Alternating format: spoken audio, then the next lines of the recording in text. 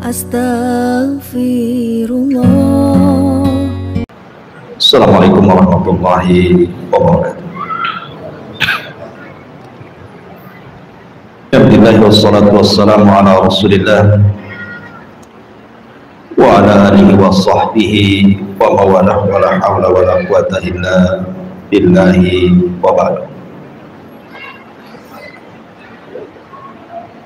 Alhamdulillah, segala puja dan puji hanya milik Allah subhanahu wa ta'ala.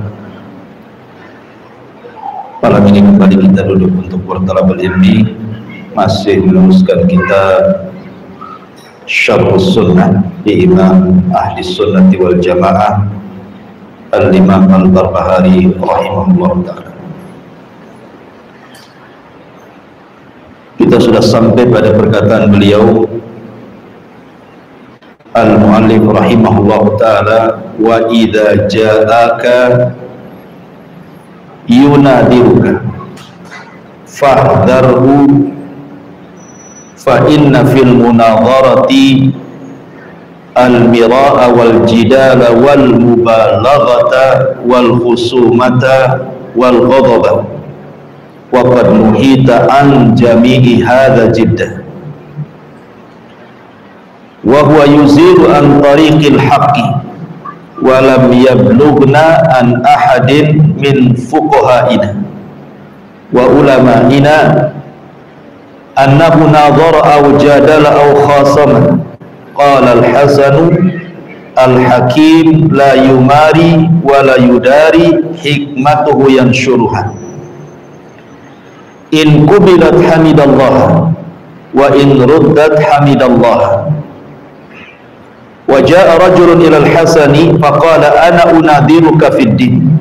Qala al-Hasan ana araftu dini fa in dhalla dinuka fadhhab fatlubhu.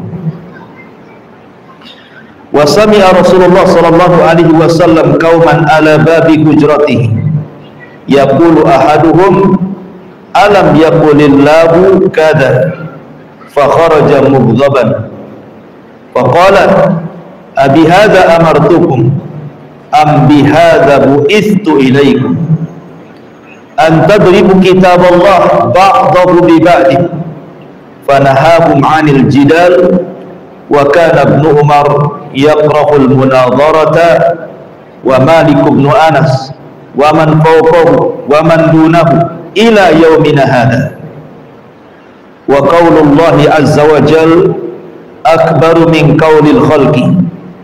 Qala Allah tabaraka wa ta'ala wa ma yujadilu fi ayatillahi illa alladhina kafaru.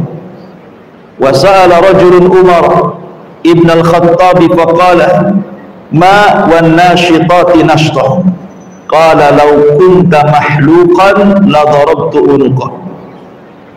Wa qala an-nabiy sallallahu alaihi wasallam al-mu'min la yumari wa la ashfahu lil mumari yaumal qiyamati fada'ul mira'a bi qillati khairihi. Intaha kalam. Kata mu'allif rahimahullahu ta'ala, apabila datang kepadamu seseorang yang mengajak debat dengan kamu, maka hati-hati, karena dalam perdebatan itu ada mira'. Mira itu maksudnya debat, tapi bukan mencari kebenaran, hanya ingin debat saja. Wal jidal, dan juga menghendaki jidal hanya untuk berargumen saja, buat argumentasi. Wal mubalaghah, ataupun berlebihan. Wal khusumata, ataupun hendak mencari permusuhan. Wal ghadab, dan juga menimbulkan kemarahan. Dan sungguh engkau sudah dilarang dari perkara-perkara itu dengan sangat serius. Karena perdebatan yang seperti ini menghilangkan dari jalan yang benar, dan tidak sampai kepada kita satupun dari para ahli fikih dan ulama kita melakukan perdebatan atau berjidal seperti itu. Berkata Al-Hasan, maksudnya Hasan Al-Basri, pemimpin para tabi'in, orang yang bijaksana itu pasti tidak akan berdebat, maksudnya berdebat yang tidak untuk mencari kebenaran, hanya menang-menang. Tetapi orang yang bijak itu adalah orang yang menyebarkan kebijaksanaannya, hikmah-hikmahnya kepada manusia. Kalau diterima, alhamdulillah. Ditolak, alhamdulillah. Sampai ada seseorang datang kepada Hasan Al-Basri dan mengatakan, ana unadiruka fiddin, saya siap berdebat dengan kamu dalam urusan agama ya imam. Maka Hasan Al-Basri mengatakan, saya tahu agama saya. Fa in dhalla, artinya kalau engkau tidak tahu agamamu, fadhhab fatlubhu, cari, enggak usah berdebat. Dan Nabi SAW pernah mendengar sebuah kaum berada di depan pintu rumahnya. Salah seorang mereka berkata, bukankah Allah sudah berfirman ini dan itu? Maka Rasul keluar dan mengatakan, bukan ini aku memerintahkan kalian, dan bukan seperti ini aku diutus kepada kalian untuk mencanggahkan antara kitab Allah satu dengan yang lainnya. Maka Nabi SAW melarang mereka untuk berjidal, berdebat. Bahkan Ibnu Umar memakruhkan perdebatan. Begitu juga Imam Malik Ibn Anas, dan orang yang di atasnya dan orang yang di bawahnya sendiri. Karena firman Allah Subhanahu wa taala itu jauh lebih besar dibandingkan perkataan makhluk. Dan Allah Subhanahu wa taala berfirman, wa ma yujadilu fi ayatillahi illa alladziina kafaru, dan tidaklah seseorang berdebat pada ayat-ayat Allah kecuali orang-orang kafir. Seseorang bertanya kepada Umar bin Khattab radhiyallahu anhu tentang makna ayat an-nasyitati nashta dalam surah An-Nazi'at. Maka Umar mengatakan, lau kunta mahlukan, kalau engkau kepalamu botak, maksudnya ciri orang Khawarij, suka membotakkan kepala, la darabtu uluk, sudah kupukul atau pukul leher, sudah kupenggal leher. Dan Nabi SAW bersabda, seorang mukmin tidak mungkin berdebat, dan saya tidak akan memberikan syafaat pada orang-orang yang suka berdebat pada hari kiamat. Maka manusia pun akan mendoakan kepada orang yang suka berdebat ini dengan sedikit kebaikan. Baik. Perkataan mu'alif rahimahullah di sini bicara tentang larangan al-mirah. Mirah itu artinya berdebat tetapi bukan untuk mencari kebenaran, hanya untuk menang-menangan. Inilah salah satu ujian bagi para thalabatul ilmu. Ujian para thalabatul ilmu di sini. Kalau ujian orang-orang awam dengan harta, mereka pikir itulah jalan kebahagiaan dengan harta, makanya mereka tidak ada hari kecuali otaknya duit saja. Pagi duit, siang duit, malam duit. Itu ujian orang-orang awam. Atau mungkin jabatan, kepemimpinan dan begitu seterusnya. Tapi ujian para thalabatul ilmi, dikiranya bahagia itu kalau sudah bisa mendebat orang, menang. Kemudian bangga, merasa dirinya paling pandai dibandingkan yang lain. Makanya dalam Islam itu, agama ini dipelajari bukan untuk diperdebatkan. Agama ini dipelajari untuk diamalkan dan mendekatkan diri kita kepada Allah Azza wa Jalla. Makanya Syekh Shalih Fauzan hafizahullah ta'ala mengatakan, salah satu musibah adanya internet pada hari ini, adanya handphone pada hari ini, adanya alat komunikasi pada hari ini yang jauh lebih canggih dibandingkan zaman dulu. Muncullah orang-orang yang jahil, tidak punya agama, mulai memperdebatkan soal agama di medsos. Kita tidak tahu siapa orang ini, dia hanya komen saja. Apakah dia orang alim ke orang jahil, apakah dia orang Islam ke orang kafir, namanya di medsos kita tidak tahu. Kadang-kadang juga gambarnya bukan gambar dia, kadang-kadang asal letak saja kan gitu, sehingga tidak tahu yang dicari siapa.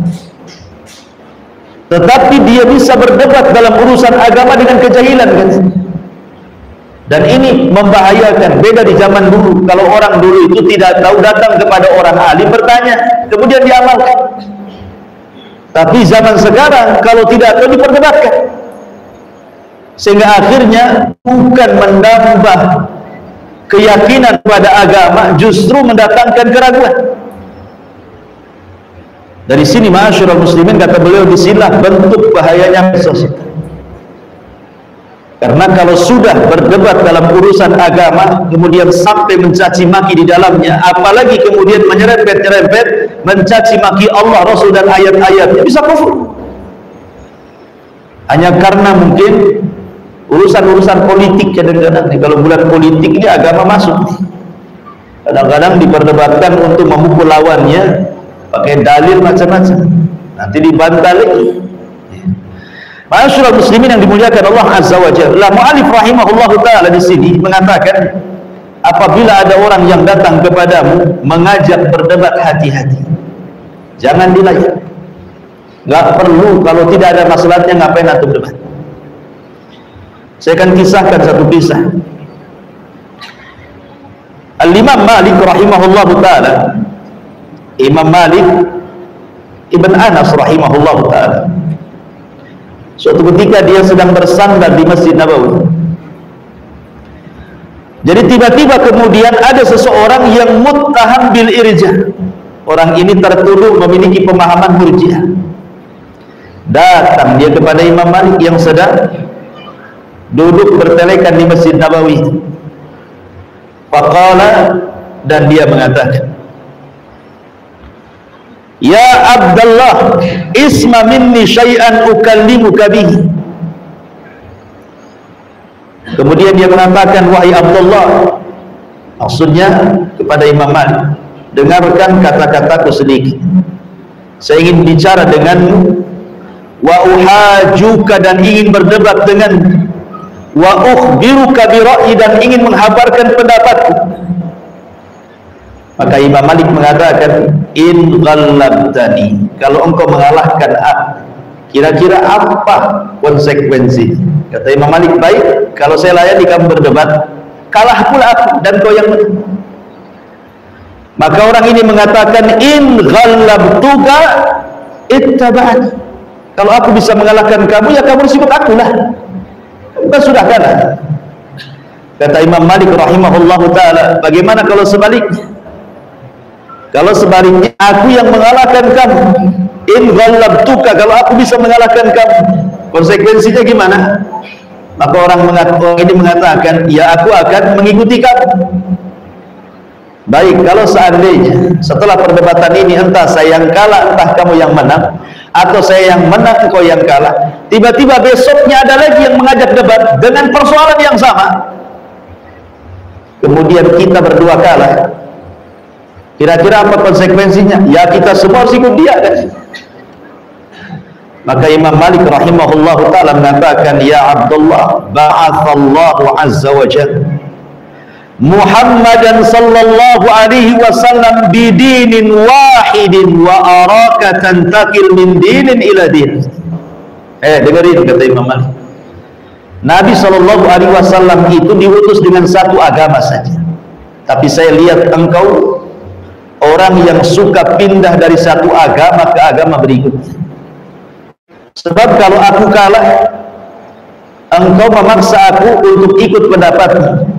Kalau aku bisa mengalahkan kamu, pendapatmu kau tinggal, akhirnya mengambil pendapatku. Kalau ada orang yang mengalahkan, kau berpindah kepada pendapat itu. Kalau ada orang lagi mengalahkan, berpindah lagi. Sampai kapan seperti itu agama pindah-pindah?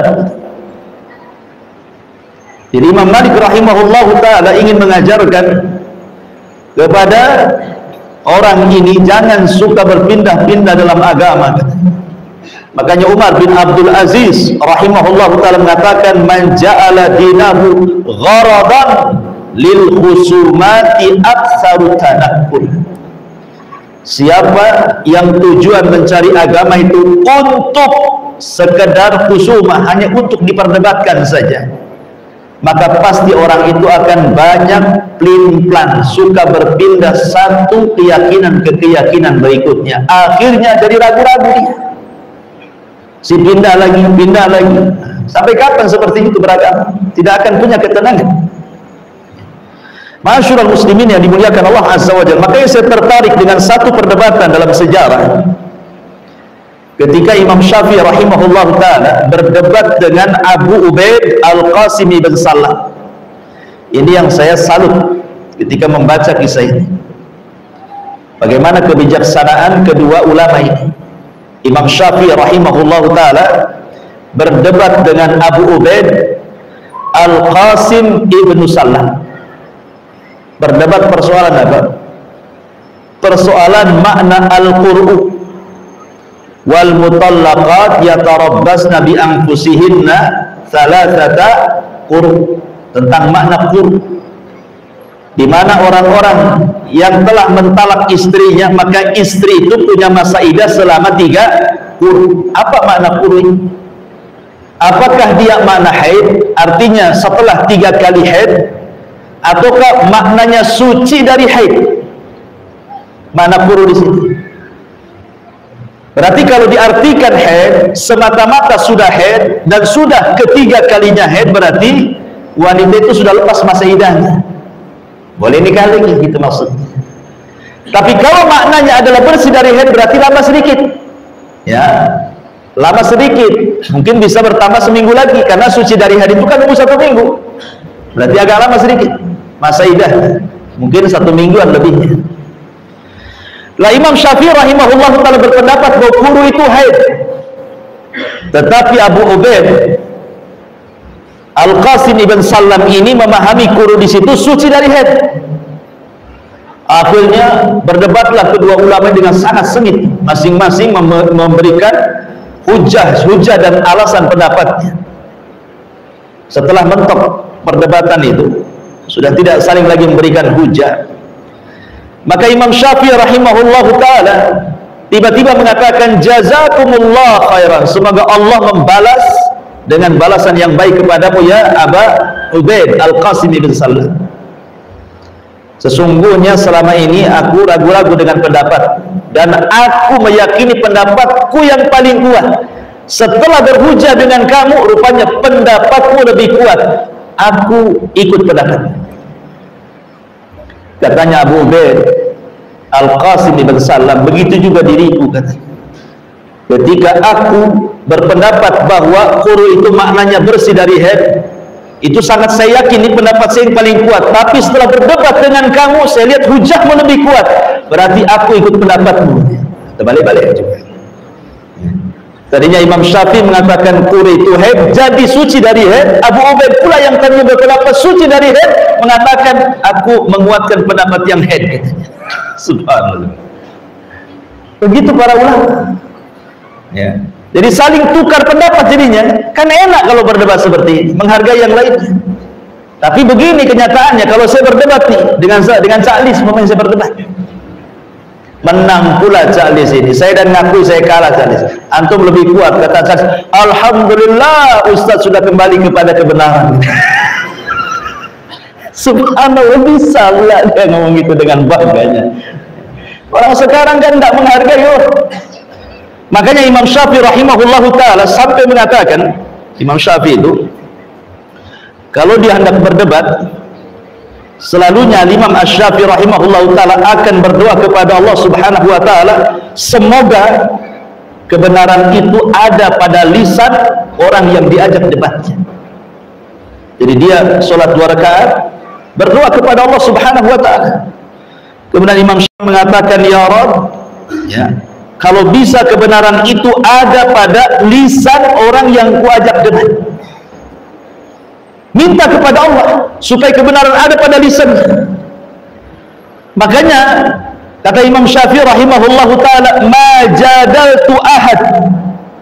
jadaltu ahadan qad fa ahbabtu an yuhdhiya. Maksudnya fa ahbabtu annal haq ala lisanihi.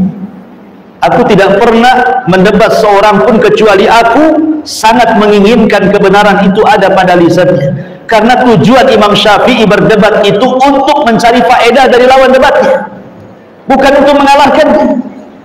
Boleh jadi saat berdialog itu ada pengetahuan yang kita tidak tahu, dia pula tahu. Jadi dapat faedah jadinya kan debat ini.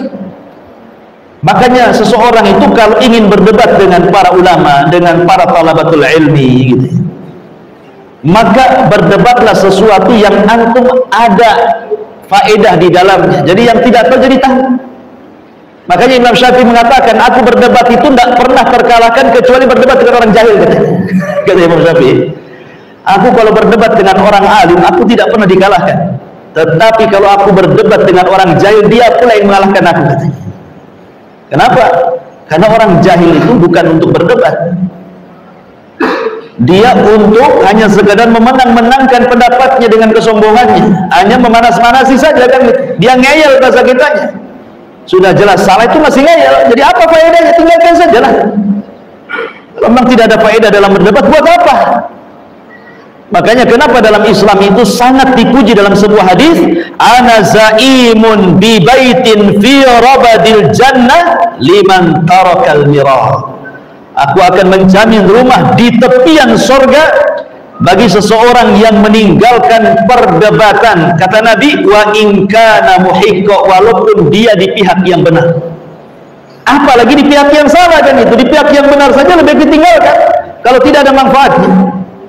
Dan mira itu sekali lagi bahasa Arab adalah dia berdebat hanya untuk mencari menang-menangan, bukan mencari kebenaran. Itu dalam bahasa Arab disebut mira.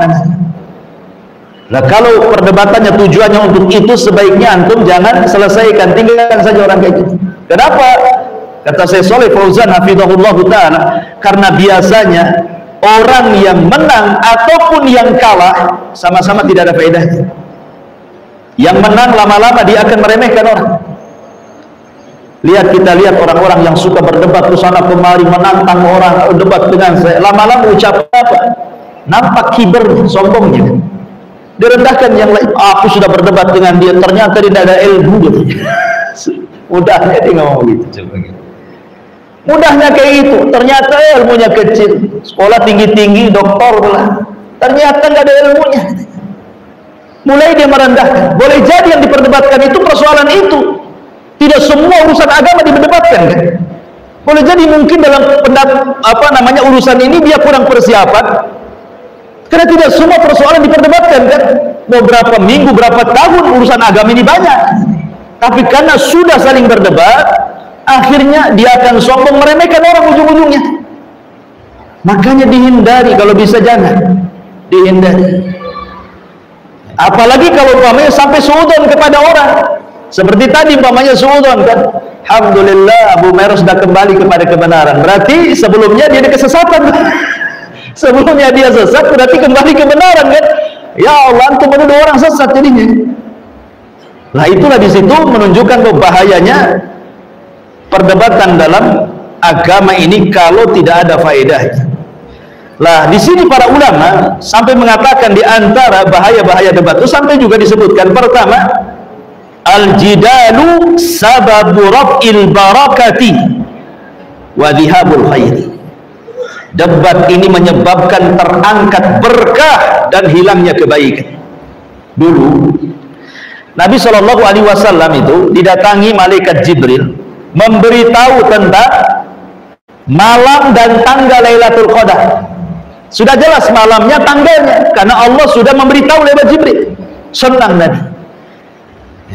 Tiba-tiba ketika Rasul saking senangnya ingin memberitahu para sahabat tentang malam dan tanggal Lailatul Qadar, rupanya di tengah jalan dilupakan karena ada orang yang berdebat. Ada orang yang bertengkar di tengah jalan. Maka Rasul kemudian sibuk meleraikan dua orang yang bertengkar. Ketika sudah lerai, sudah selesai, sudah bisa didamaikan, kemudian Rasul dilupakan untuk menyampaikan malam dan tanggal Lailatul Qadar, langsung balik dia. Coba bayangkan. Kalau seandainya Rasul tidak berhenti meleraikan orang yang berdebat, tentu kita tahu malam apa Lailatul Qadar, tanggal berapa kan? Tapi kemudian Allah membuat lupa. Gara-gara Nabi SAW meleraikan orang yang berdebat. Kata Nabi, kharajtu li ukhbirakum bi lailatil qadri fatalaha fulanun wa fulan farufi'at wa asa an yakuna khairan lakum faltamisuha fit tasi'ati was sabi'ati wal khamisati, kata Rasul. Sebenarnya aku keluar itu hendak ngasih kabar kapan dan tanggal Lailatul Qadar itu. Tiba-tiba ada dua orang yang berdebat, berselisih, kudamaikan keduanya. Akhirnya berkah itu diangkat oleh Allah. Ya, saya sih hanya berharap mudah-mudahan ini kebaikan bagi kalian. Kalau begitulah carilah Lailatul Qadar di malam ke Tasi' ke 29 atau Sabi 27 atau Khamis 25, kata Rasulullah riwayat, iltamisuha fi ashril awakhir min Ramadan. Carilah di akhir-akhir bulan Ramadan, artinya 10 akhir Ramadan, bisa 21, 23, 25, 27, 29, Allahu a'lam. Sebab gara-gara perdebatan hilang pula berkah itu. Akhirnya kita disibukkan mencari Lailatul Qadar. Mencari Lailatul Qadar, entah 21 sudah sibuk, 21, 22 lebay dan mulai tidak mau sholat, ya. Padahal kita tidak tahu Lailatul Qadar itu tanggal 21-nya atau 22-nya. Ya kan? Apalagi kalau perselisihan pemerintah dengan ormas beda.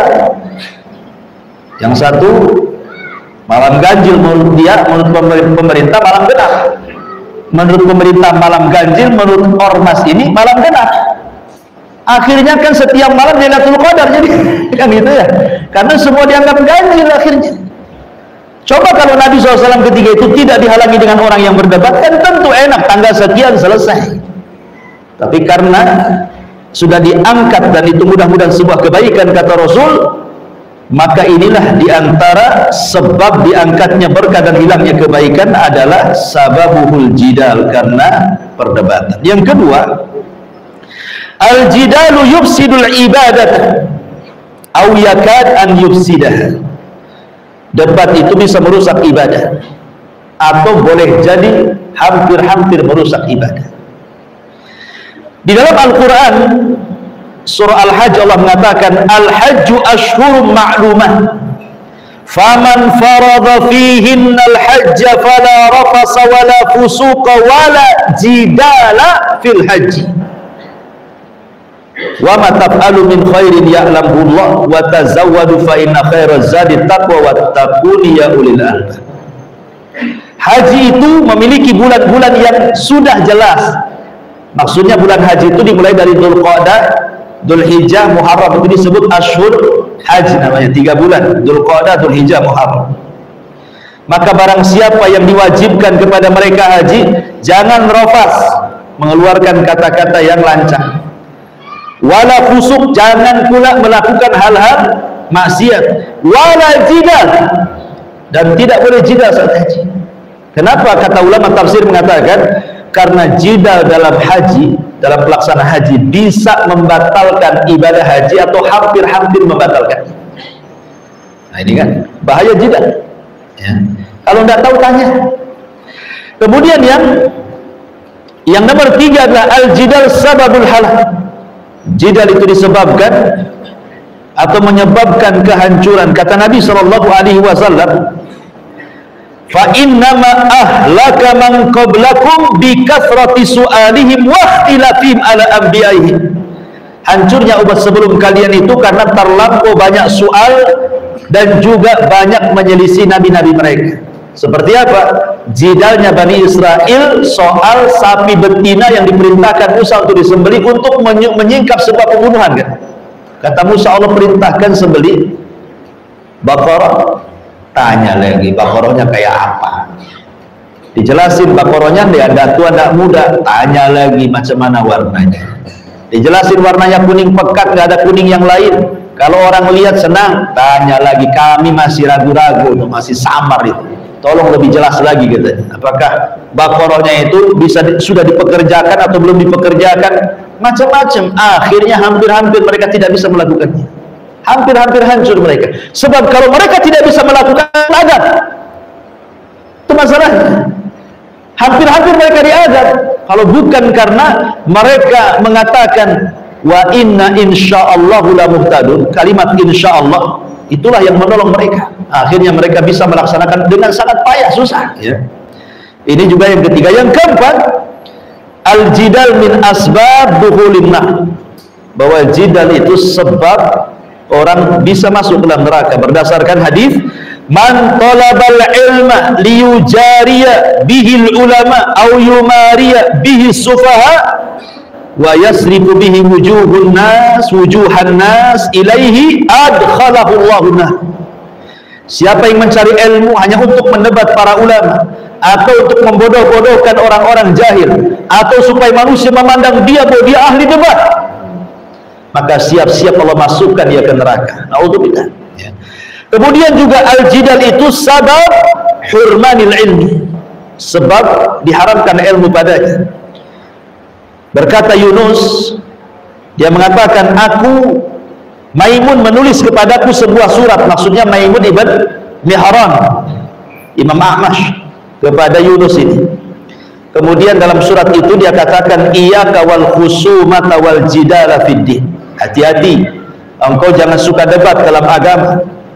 Wala tujadilanna aliman wala jahilan, jangan mendebat orang alim ataupun orang jahil, katanya. Ammal alim fa innahu yahzan anka ilmu wala yubali ma sana'ta, wa ammal jahil fa innahu yahsha bi sadrika wala yuti'a. Kata beliau, kalau engkau sampai mendebat orang alim, maka orang alim akan sedih sehingga dia malas untuk memberikan ilmunya kepada, sehingga diharamkan ilmu pada. Adapun orang jahil juga sama, akhirnya keras hatinya, merasa kalah ataupun menang dalam debatnya sehingga meremehkan dirimu, akhirnya tidak akan mengikuti kamu lagi nantinya. Nah, bayangkan ini, ulama memberikan nasihat, debat itu bisa mengharamkan ilmu pada kita. Kemudian juga al-jidal min khawarimil muru'ah, termasuk keburukan akhlak seseorang. Kata Dhunnun Yunus ibn Matta, dia mengatakan salasatun min a'lam a'malil kayasati tarkul mira wal jidala fiddin. 3 alamat dari kecerdasan orang beramal itu adalah ketika dia bisa meninggalkan perdebatan dan jidal. Artinya sebuah alamat kebodohan itu ketika dia suka berdebat. Karena hidupnya ikhwan kalau berdebat itu pasti dihinggapi dengan dendam, dengan marah gitu ya. Kalau kalah lah malu, kalau menang merasa tinggi hati gitu ya kan. Itu kan bahaya. Kalah menang sama-sama bahaya. Makanya kemudian jidal ini bisa menghilangkan khawarimul muru'ah. Termasuk jidal ini yunafil ukhuwah al-imaniyah, bisa meniadakan persaudaraan. Akhirnya jadi dendam yang kalah, yang menang jadi meremehkan, hilanglah persaudaraan di antara kaum muslimin. Termasuk jidal ini yurithul adawata wal baghdha, bisa mewariskan permusuhan dan juga dendam di antara kaum muslimin. Al-Imam Nawawi mengatakan, ma ra'aitu syai'an adhabu lid-dini wala anqas lil muru'ati wala adya lil ladzati wala athqalu lil qalbi minal khusumati. Lihat perkataan Imam Nawawi, aku tidak pernah melihat sesuatu yang lebih mudah menghilangkan agama orang, yang lebih mudah menghilangkan akhlak manusia, yang lebih menghilangkan kelezatan belajar, yang lebih memberatkan kepada hati sehingga hati banyak masalah, kecuali perdebatan gitu. Kenapa? Kalau orang sibuk berdebat, sibuk belajar dia, asik, yang diurus debat saja kemana-mana, lupa dia belajar kepada bab-bab yang lainnya kan. Nah, itulah kata Imam Nawawi rahimahullahu ta'ala. Ya, ini nasihat yang bagus sekali. Bahkan berkata Abdullah ibn Husain ibn Ali radhiyallahu anhu, al-mira'u ra'idul ghadabi fa akhzallahu aqlan ya'tika bil ghadabi. Jadi orang yang suka berdebat itu akan mengantarkan kepada emosi, maka Allah balas akalnya akan penuh dengan kemarahan. Sementara Rasul mengatakan la taghdab la taghdab la taghdab, jangan marah, jangan marah, jangan marah. Sedikit sekali orang yang berdebat itu tidak marah. Jarang orang berdebat itu, jarang kita melihat dia tenang, slow, walaupun nampaknya dia baik-baik ketika debat, jadi garang jadinya. Nampak tuh kegarangannya. Makanya kenapa kemudian para ulama salaf itu menghindar dari perkara-perkara seperti ini. Ketika di zaman Umar bin Khattab ada 2 orang yang berjidal di Masjid Nabawi, dilempar sama kerikil. dan mengatakan, kau tidak mendengar sabda Nabi SAW katanya, bahwa Allah Subhanahu wa taala berfirman, la tarfa'u aswatakum fawqa sautin nabi. Jangan kau angkat suaramu di atas suara Nabi. Ini masjid Nabi, keluar kamu. Umar bin Khattab. Ketika ada orang dari Syam datang ke kota Madinah mengacau, menabrak-nabrakan ayat satu dengan yang lainnya di pasar-pasar kaum muslimin, kedengaran sama Umar, dipanggil, ngapain kau berdebat dengan orang pasar? Berdebat dengan saya katanya. Apa syubhatmu? Akhirnya dia mengatakan syubhatku ini, dijawab sama Umar bin Khattab. Sudah jelas, sudah wahai Amirul Mukminin. Ada lagi? Enggak ada. Kalau ada lagi, ambilkan tongkat katanya. Kalau ada lagi saya akan pukul kepala. Berkeluar syubhatmu. Umar bin Khattab radhiyallahu anhu, ya. Makanya ma'asyiral muslimin yang dimuliakan Allah Azza wa Jalla, di sini mu'allif rahimahullahu taala mengatakan kalau ada orang yang datang kepadamu untuk mengajak debat, sebaiknya hindari. Kenapa? Karena biasanya perdebatan itu orang yang ngajak debat terkadang bukan ingin mencari kebenaran. Itu masalahnya. Kalau ingin mencari kebenaran pasti ikhlas dia debatnya. Nggak apa-apa kita berdebat dengan orang-orang yang ikhlas, yang mencari kebenaran. Jangan-jangan kita dapat manfaat dari dia. Tapi umumnya tidak seperti itu. Umumnya orang berdebat itu ingin menang-menangan. Kalau dia menang, bangga dia. Bahkan kemudian meremehkan yang lainnya, na'udzubillah. Makanya kata Hasan Al-Basri, tugas kita ini seorang yang bijaksana, cukup berdakwah, sebarkan kebaikan di tengah-tengah manusia. Kalau diterima, alhamdulillah. Tidak diterima, ya sudah. Selesai tugas kita ini. Makanya ketika ada seseorang datang kepada Hasan Al-Basri, kata Imam Barbari di sini, dan menantang, saya siap melayani kamu untuk berdebat, katanya. Hasan Al-Basri, padahal dia pemimpin tabi'in. Dia mengatakan, saya sudah tahu agamaku, tidak perlu berdebat lagi saya. Kalau kamu memang hilang agamamu, carilah, tidak usah berdebat. Kalau agamaku sudah tahu, nggak perlu debat saya. Biasa orang debat itu karena merasa ragu-ragu dengan agamanya, kan gitu. Saya sudah yakin dengan agama saya, ngapain berdebat lagi? Kalau agamamu merasa tidak yakin, cari di luar sana. Nggak mau debat, diusir sama Hasan Al-Basri. Ya. Bahkan Nabi SAW, kata Imam Barbahari, pernah mendengar ada orang-orang rame bising di depan rumahnya. Ada apa? Tiba-tiba kemudian salah seorang yang bising mengatakan, alam yakulillah kada wa kada rasul. Bukankah Allah sudah bersabda seperti itu? Ada yang mengatakan ini kisahnya Dzulkhuwaisirah, orang Khawarij yang mengatakan kepada Rasul, adil wahai Muhammad, katanya, saat membagi ghanimah perang Hunain. Maka Rasul emosi, marah dan mengatakan, aku tidak memerintahkan untuk ini dan aku tidak diutus untuk seperti ini. Untuk saling berdebat kalian, apalagi mendebat Allah dan Nabi. Makanya di dalam hadis Nabi Shallallahu Alaihi Wasallam, sampai Nabi Shallallahu Alaihi Wasallam mengatakan dari Abi Umamah radhiyallahu an, ma dhalla qaumun ba'da hudan kanu alaihi illa utul jadal. Tidaklah sebuah kaum tersesat setelah mereka dapat petunjuk, kecuali dikarenakan berdebat. Coba bayangkan, setelah dapat petunjuk berdebat, akhirnya sesat, terkena syubhat. Maka kemudian Nabi SAW membacakan ayat, wa qalu alihatuna khairun amhum ma darabuhu laka illa jadalan bal hum qaumun khasimun. Dan mereka berkata, manakah yang lebih baik, Tuhan kami atau Tuhan India, maksudnya Isa? Mereka tidak memberikan perumpamaan itu kepadamu melainkan dengan maksud membantah-bantah saja. Sebenarnya mereka adalah kaum yang suka bertengkar, bukan untuk mencari kebaikan. Tapi kalau ada masalah besar dalam perdebatan, debat nggak apa-apa. Seperti apa? Ibnu Abbas minta izin sama Ali, ya Ali, izinkan aku akan temui orang-orang Khawarij. Aku akan debat dengan mereka. Ya, karena orang Khawarij batin. Ibnu Abbas minta izin sama Ali, kata Ali, jangan, nanti aku takut kemaslahatan, keselamatan dirimu. Kata Ibnu Abbas, gak apa-apa, saya akan menyampaikan, diterima, alhamdulillah, ditolak juga gak apa-apa, dan saya yakin mereka tidak akan membunuh. Maka Ibnu Abbas datang, mulai mendebat. Ada apa kali ini? Kenapa kalian keluar dari tentara Ali? Mulai mereka mengatakan 1, 2, 3 sampai berapa poin. Oh, kalau begitu bagaimana kalau ku jawab?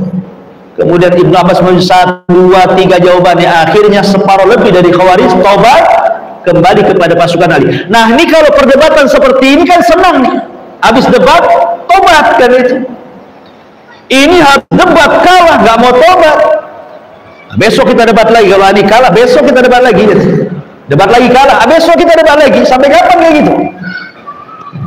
Jadi ma'asyiral muslimin yang dimuliakan Allah Azza wa Jalla, maka kata Rasulullah, aku tidak diperintahkan untuk itu dan aku tidak diutus untuk itu juga.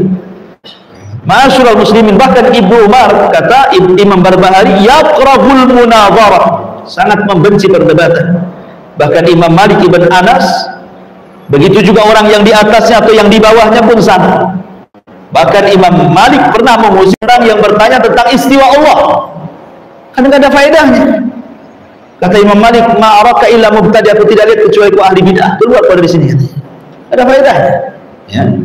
Kemudian kata Imam Malik, kata Imam Barbahari, kenapa para ulama itu memakruhkan berdebat? Karena qaulullahi azza wa jal akbaru min qaulil khalqi, karena firman Allah jauh lebih agung dibandingkan ucapan makhluknya. Kemudian beliau mencantumkan ayat surah Ghafir ayat 4, wa ma yujadilu fi ayatillahi illa alladziina kafaru, tidaklah dia berdebat pada ayat-ayat Allah kecuali orang-orang kafir. Artinya yang suka debat itu orang kafir, ya.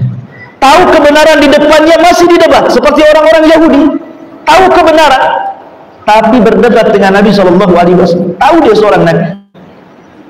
Coba ketika Yahudi datang kepada Rasul, Muhammad, saya punya asilah pertanyaan, kalau engkau bisa menjawab memang kau seorang Nabi, tapi kalau tidak bisa menjawab kau bukan Nabi. Kata Rasul, apa soalannya? Disebutkan 1, 1, 2, 2, 3. Rasul menjawab satu-satu, benar jawabannya. Harusnya kalau mengikuti janjinya, kalau bisa menjawab akan mengikuti Nabi, dan kalau tidak bisa menjawab tidak akan mengikuti Nabi. Bukan Nabi bisa jawab, nggak mau ikut gara-gara apa? Oke, saya mau tanya, wahai Muhammad, yang ngasih tahu jawabanmu siapa? Kata Rasul, Jibril. Oh, Jibril tidak bisa, Jibril musuh kami, katanya. Jibril kena sasaran. Adapun Jibril, oh nggak bisa. Coba kalau Mikail yang ngasih tahu, kami ikut, katanya. Intinya cari-cari alasan, bukan masalah Jibril atau Mikailnya. Mereka tahu kebenaran tetapi mereka menentang. Wajahadu bihi, sama dengan Fir'aun, tahu kebenaran tapi menolaknya karena zalim dan kesombongan. Nah, itulah orang-orang. Kemudian ketika seorang laki-laki datang kepada Umar ibn Khattab, ingin mendapatkan kalimat wan nasyitati nashtah. Apa kata Umar? Lau kunta mahlukan. Makhluk itu artinya dicukur rambutnya, dibotak, itu cirinya orang Khawarij. Kalau engkau Khawarij, kata Ibnu Umar, kata Umar bin Khattab, la darabtu unuqa, sudah ku penggal lehermu. Maka Umar tidak suka orang mendebat dalam rangka untuk kesombongan, bukan dari kebenaran. Kemudian Rasul juga mengatakan seorang mukmin tidak mungkin berdebat hanya untuk mencari menang-menangan, bukan mencari kebenaran. Kata Rasul, wala ashfa'u lil mumari, saya tidak akan beri syafaat kepada orang-orang yang suka berdebat pada hari kiamat. Fada'ul mira'a li qillatil khaira, maka manusia mendoakan keburukan, sedikit kebaikan bagi orang-orang yang berdebat ini. Wallahu a'lam bishawab. Sudah isya. Subhanaka wa bihamdika asyhadu an la ilaha illa anta astaghfiruka wa atubu ilaik. Wallahu ta'ala